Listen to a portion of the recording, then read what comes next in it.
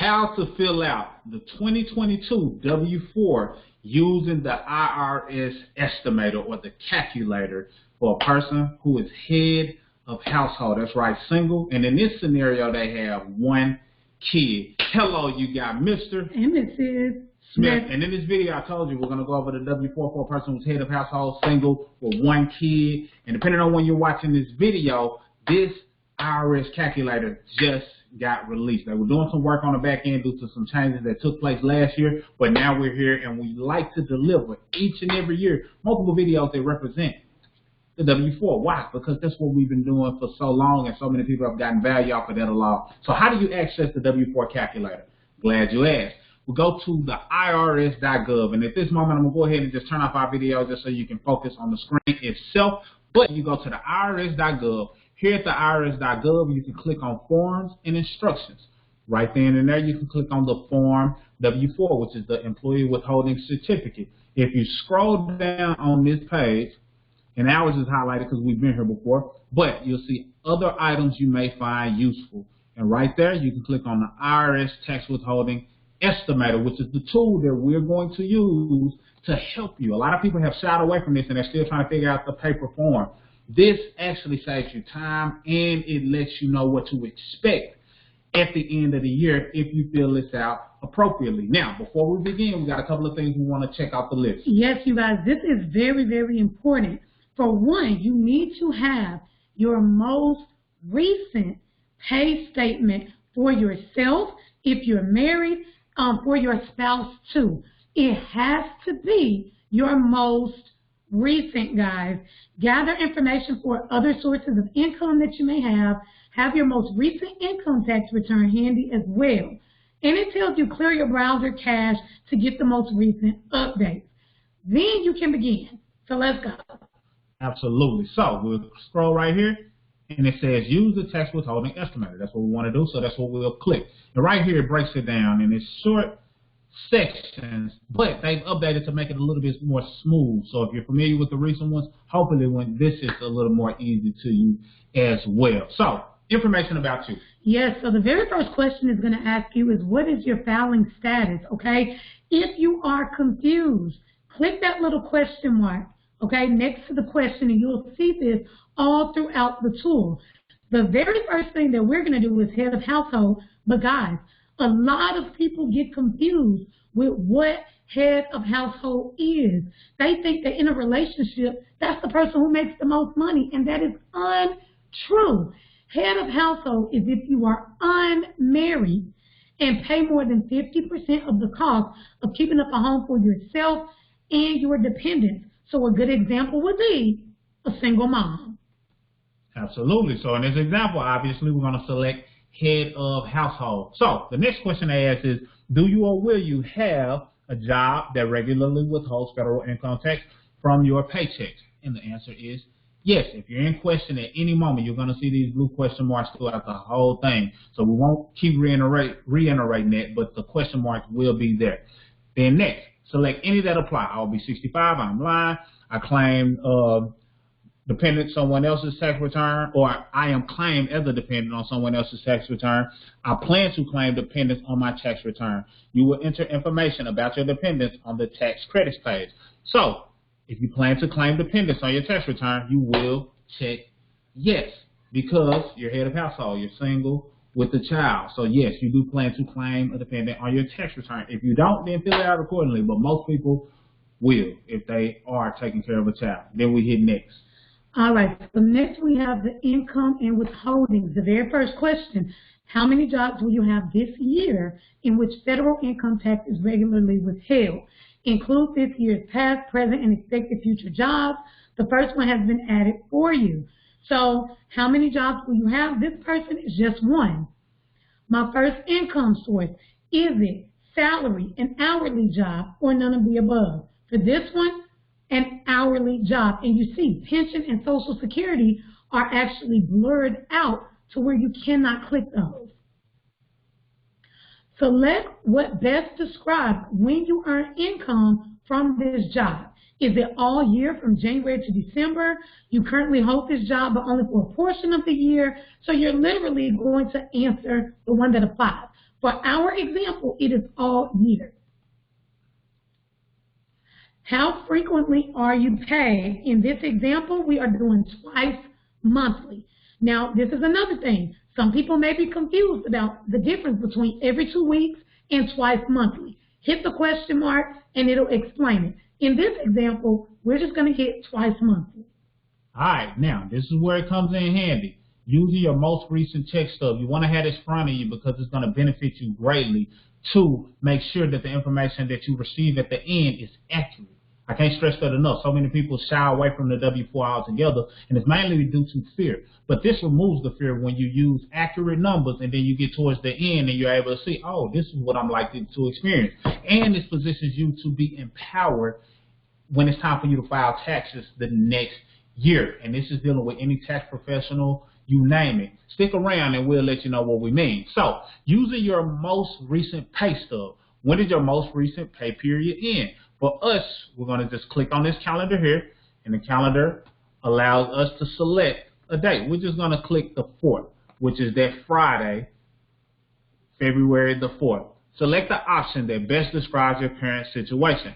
My last paycheck was a good representation of how much I earn on average per pay period, or my paychecks vary week to week, averaging 2 to 3 paychecks would provide a more accurate picture of how much I make. In this example, we're going to say the last paycheck is a good representation because for many people it is, but you know your scenario, so fill it out according to your specific scenario. But in this one, that's the one we're selecting.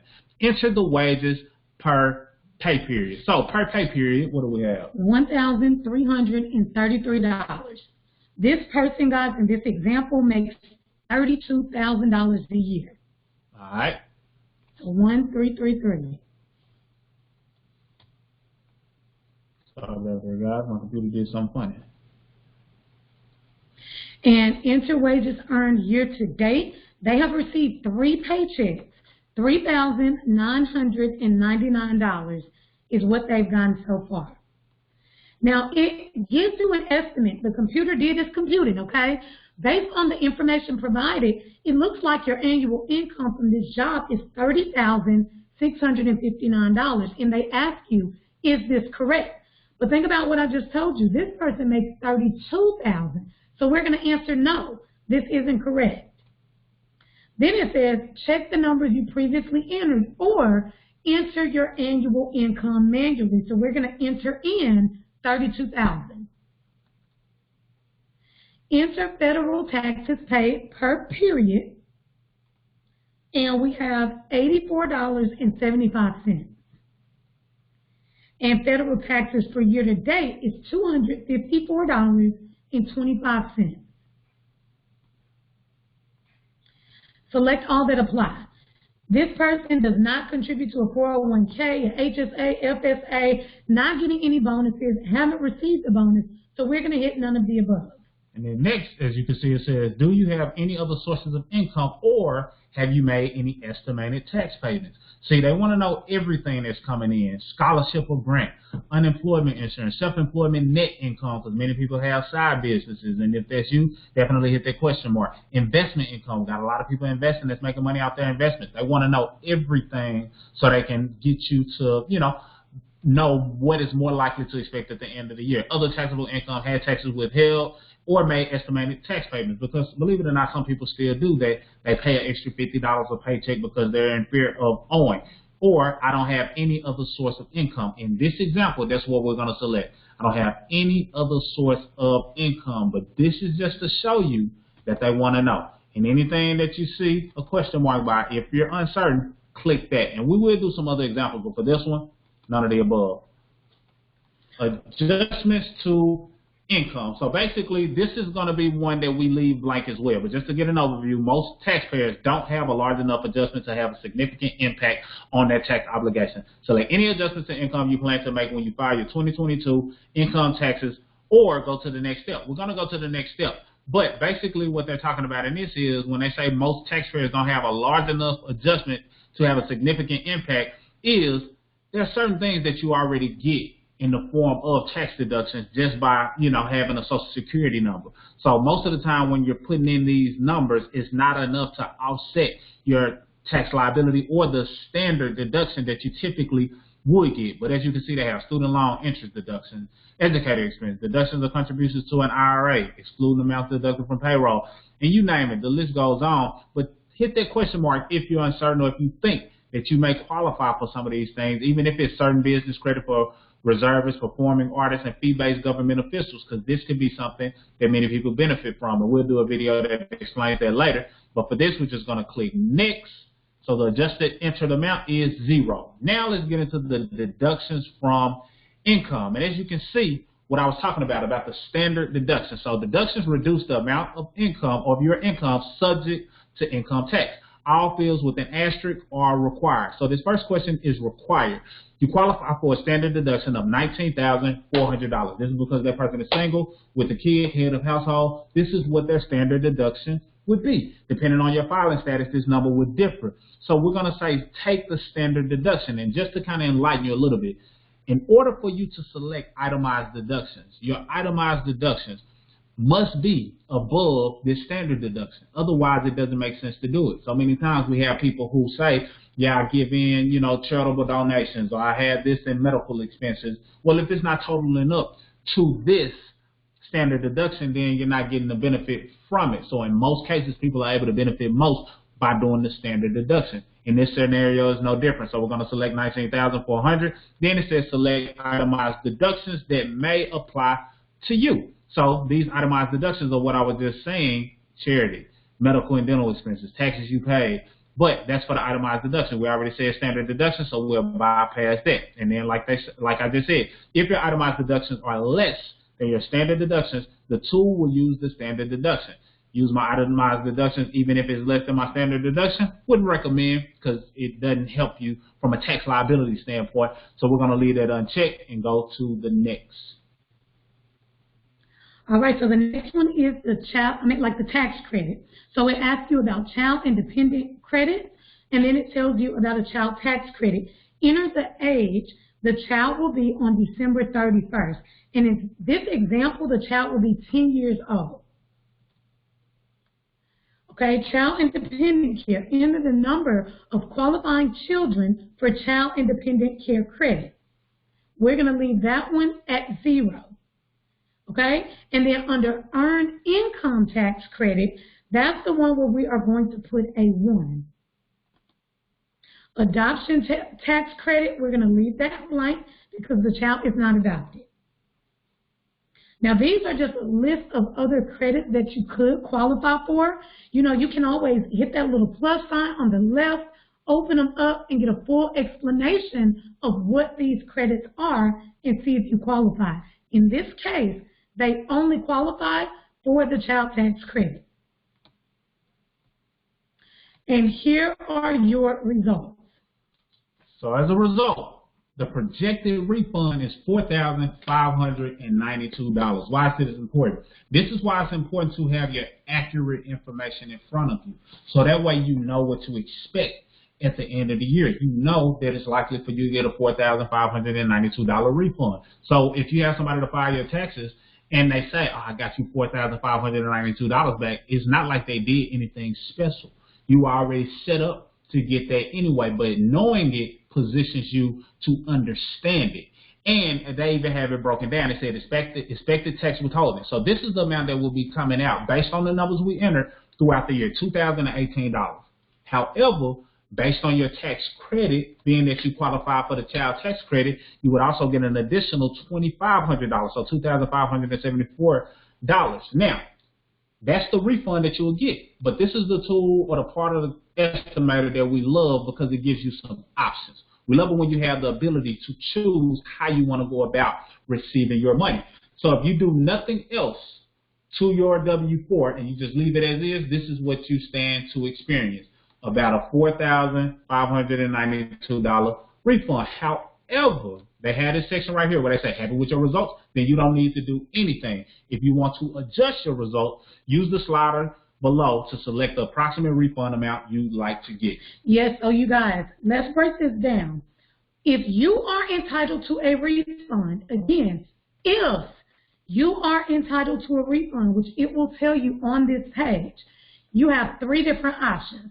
You can get the refund as you typically would at the beginning of the next year. You can split up your refund, get a portion of it throughout the year and get a portion of it during the beginning of the next year, or you can get it all throughout the year. If you decide to get any of this throughout the year and not wait on one lump sum, we call this giving yourself a pay raise, because you can literally slide this adjuster. If you say, I don't want a $4,500 refund, I want to get some of that money throughout the year, you can slide this adjuster. And in this example, look, I want to get $3,200, but the rest of it I want throughout the year, throughout my paycheck. Slide the adjuster, and if you scroll down, it tells you exactly what to do to get a refund of that $3,250.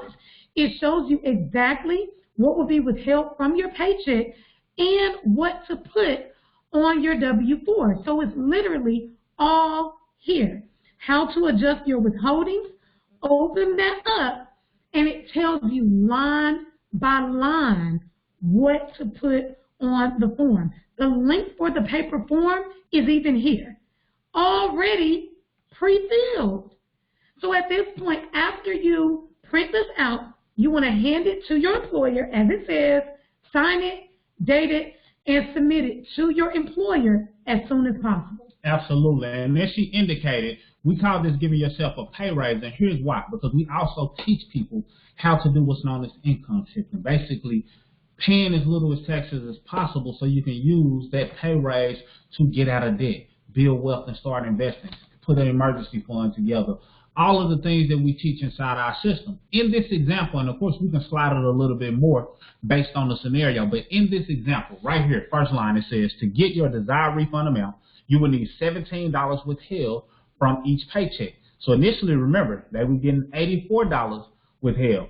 This is going to be $67 less than your current tax withholding. So what does that mean? Per paycheck, they get paid twice monthly. We already exposed that.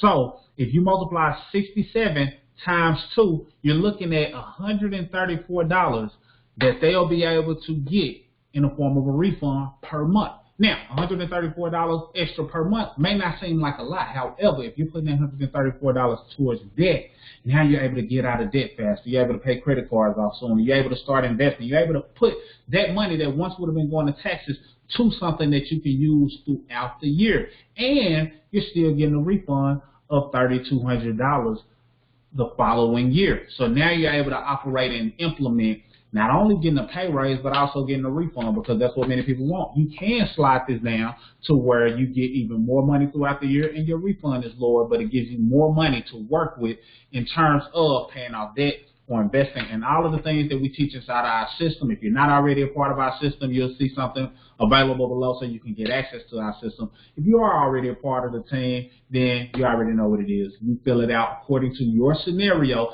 so you can maximize and do what's necessary in order for you to achieve your financial goals as soon as possible. Yes, you guys. One of the #1 questions that we get is, will this affect my refund? Yes. Okay, that's what we're talking about here, is your refund. And it tells you that in multiple spots on here. So make sure you're truly understanding what's going on. When you partner with us and get access to our system, we're going to teach you how to take this pay raise, grow your money, pay down debts, travel, invest, retire early, and really build wealth with this pay raise. I hope you got value out of this. We have more to come. This scenario fits a person who is single and they have a kid, which makes them head up household. It's really simple. It's really plain. Share this with somebody else who you feel may benefit, and then let us know how you like this video example as well. That's all we got. See you on the next one. Mr. and Mrs. Smith. On and out.